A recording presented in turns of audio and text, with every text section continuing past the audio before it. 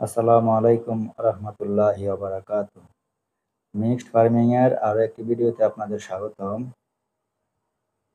এই যে আপনারা দেখতেছেন, কিছু আছে ভেন্ডি, কিছু আছে কর্মী শাক।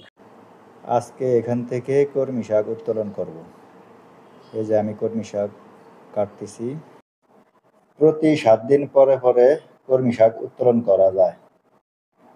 কর্মী শাক উঁচু জায়গা এবং পানিতেও চাষ করা যায়। কর্মী শাকে বিষ স্প্রে করা লাগে, না হয় পাতাগুলো পোকে নষ্ট করে ফেলে। তাই আপনারা 7 দিন বা 10 দিন অন্তর অন্তর কলমি শাকে বিষ স্প্রে করবেন।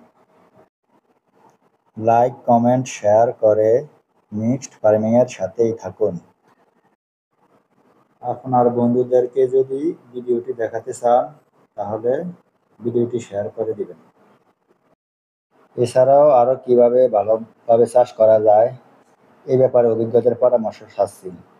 অভিজ্ঞরা কমেন্টস করে জানাবেন আরো কিভাবে সুন্দর করে ভালো করে চাষাবাদ করতে পারি। ধন্যবাদ।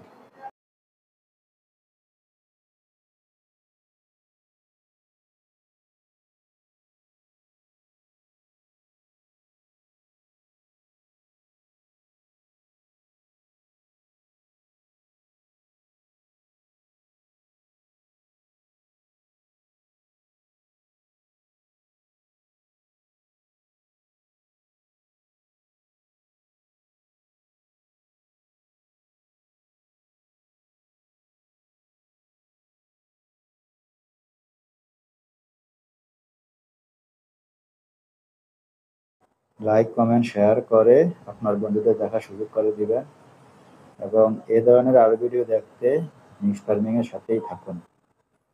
আজকের ভিডিওটি এখানে শেষ করছি। আসসালামু আলাইকুম ওয়া রাহমাতুল্লাহি ওয়া বারাকাতুহু।